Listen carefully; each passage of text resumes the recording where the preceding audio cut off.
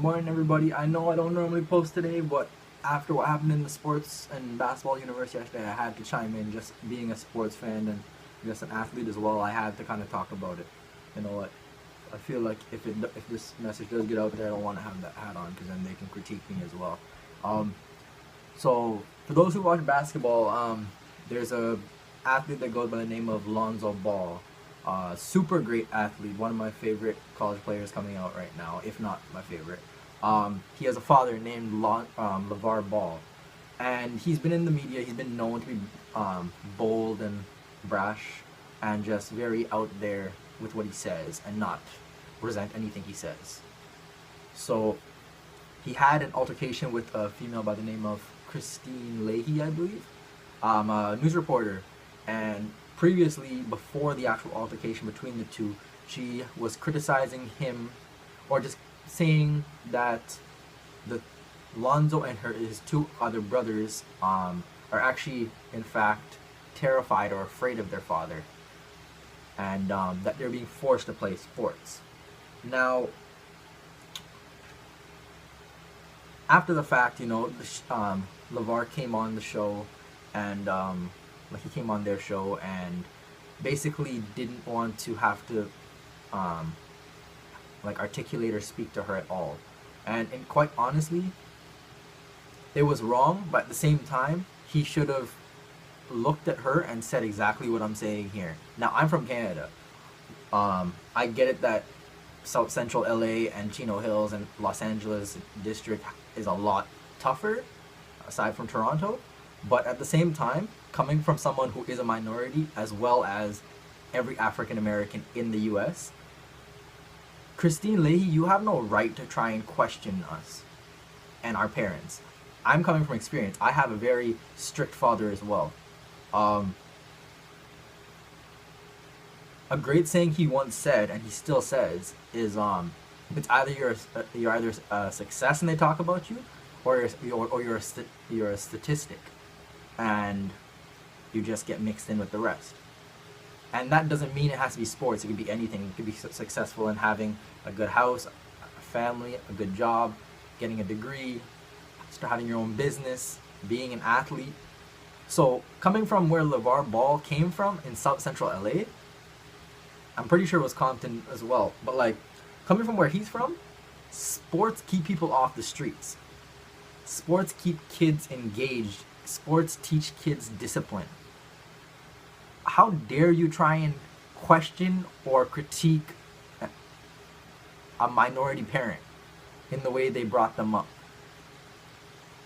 Because I'm pretty sure a few years ago there was another African American athlete. He was entering the draft, and he got into trouble as well. Well, the athlete himself got into trouble, and he's now behind bars. No one's heard of him, and I'm pretty sure none of you guys actually know his name, right? But that's just it. That's just it. You're literally a fine line in between being successful or a statistic. What experience do you have that you feel like you're able to talk about that? You're a white American, you're blonde. I don't know your background. I don't know your life background. But at the same time, you do not come from the same bloodline or the same mold as we do. I know I'm not African American or black, but coming from being West Indian and living in this time, you have to look out for yourself. Your parents do everything they can, even if it means putting you through stuff like that. And if you think about it, if that was the only thing that he knew that his kids could be successful at, why wouldn't he push them to be successful and have a chance at a great future? It's not like you see Lonzo coming out with bruises and scars and black eyes as if it's like the Jackson 5. He is no Joe Jackson by any means. I believe that's the father's name. But he is no Father Jackson, okay? You don't see him beating his kids. And more honestly, how many African American fathers actually stay around?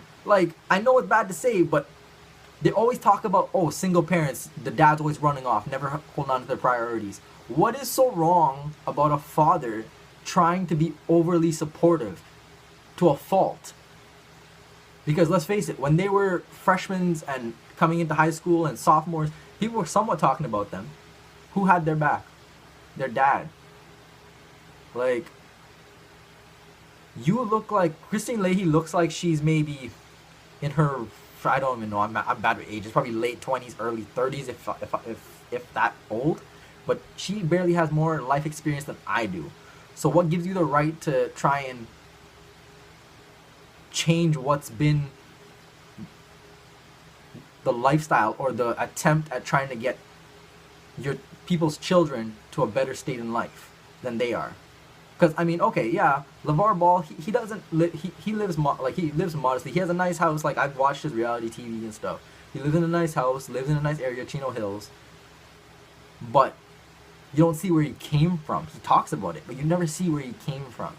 And he talks about how he took Lonzo and Leangelo and LaMelo all to Compton and to South Central to really see what it's like, for them to understand how fortunate they are and to see where they're starting at. My parents came from Trinidad. My dad came here, didn't have any money to his name. A lot of people helped him. That's why he always had been, and still is, really strict on me about school, about whatever I do, about being successful at whatever I do, right?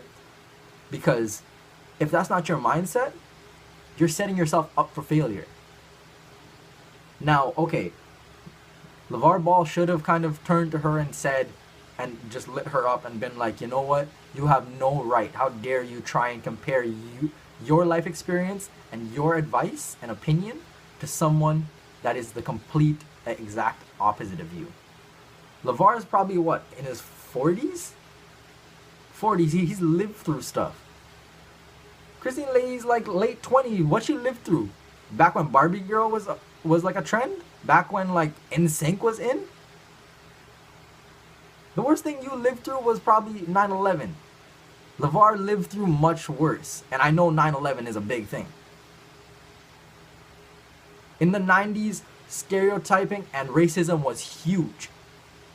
He lived through that.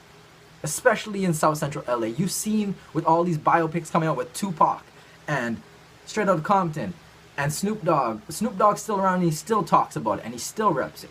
DeMar DeRozan, Toronto Raptors All-Star, talks about how hard Compton was and how hard it was to come out. How dare you try and talk from your cushy little seat about what an African American father, a minority father, should be doing to raise their children? What if he was the exact opposite? He wasn't in their life. What if he was like LeBron's dad? Who's LeBron's dad? No one knows. No one cares. Now I'm telling you, if LeBron's mom was the same exact way as LeVar, there'd be problems. But I don't know. All in all, I just wanted to get this off my chest because, like, it was really bothering me, and I just had to, like, I had to say something because everyone in the media is like, oh, LeVar, why'd you do that? Why'd you do that? And they're not talking about the exact topic at hand. They're saying, oh, yeah, she was wrong for saying and critiquing his parenting style, and that's probably that much of it. The majority is the fact that she feels that she can compare and have an opinion from being a white, blonde American to try and tell an African American father, a minority parent, how to raise their child and how he should have disciplined his child and how he should have raised his children. Because in all honesty, I don't even think LeVar is that violent. He looks big and bulky and like strong, but the way he looks at his boys, the way he looks at his sons, the way he looks at his wife, he looks like the biggest teddy bear. Like, he just looks like he's such a caring person. His charisma and his adrenaline probably is what fears people most, because they see that and they see the size of him and they're like, okay, this guy can be aggressive, he can be dangerous. He is not aggressive, he is not dangerous. He sounds just like my dad when my dad gets hyped. He sounds like my uncles when they get hyped. Like, again, Kristine Leahy, you come from a white American family. Even if you are an immigrant coming from what, Germany or something, or you're from Europe, you'd have no idea what it's like compared to coming from our kind of families. Our families are loud. Our families are arrogant. Our families are proud. So I know this was kind of long. I know I'm probably gonna keep this really raw, just because like I just don't want to take away from what I said. But thank you guys, whoever is coming back from my channels to watch this. If you really want to know what's been going on and watch what's going, like watch what's been going on. I can't even talk right now just because I'm so hyped. I'm gonna put the links from the actual broadcasters and sportscasters, like, so it's the real content you're watching. From when he was disrespectful to her and went about it the wrong way, and when she said the things about him. And the fact that she lied after and she kept trying to, I'm sorry, I know I'm going off again, but like the fact that she tried to lie and say that he's threatening her. You never heard of karma? Karma will come back for you. Who thinks you're gonna get away with that? Obviously he's not gonna do nothing. His son's gonna be worth millions of dollars soon. He doesn't care about you. You're probably gonna be out of a job in the next 2 years. Like, if that's your only means of getting people riled up and bringing up little things like that, that's nothing. And another thing, the fact that they're like, oh, he's sexist because he doesn't cater to women's clothing. Listen, TNA, tights. Who is that catered to before? Who is their target audience? Not guys. You didn't see guys back in 2003 walking around in tights. Athletic tights, even then, it was slight. It wasn't in. Because they were catered and targeted towards females. What is so wrong about not being so diverse? I'm pretty sure Nike and Under Armour and Adidas all started out with one specific target. That's how it works. What makes you think, again, with your immaturity, like, what makes you think, oh, he should be catering to all? Listen, you don't have a business. You chose to go through school. You chose to go the route of working through someone else. He's an entrepreneur. Don't you dare knock another entrepreneur. Like, my gosh. Anyways, thank you guys for watching. I normally do comedy skits. I'd like to say every Tuesday and Thursday, but more likely it's gonna be once a week. It's gonna be probably every Friday, once throughout the week. So, best case for you guys, if you guys want to see my comedy skits, they're gonna be like somewhere right here. I'm gonna put them right here. The subscribe button is gonna be on one side. The most recent comedy skits gonna be over here. And please hit the subscribe button. And when you hit the subscribe button, there's a little bell right next to it. Press that bell, so when I do post every week, you get the notification. So thank you so much for watching. Comment below what you guys feel like is the situation. If you feel like Lavar's right, if he went about it the wrong way, if Kristine Leahy's right, I really will fight you on that. Like, I will comment, because this is something I feel really confident and really strongly about, coming from where I come from. So, honestly, hope you guys have a good weekend. Till next time, Momo out.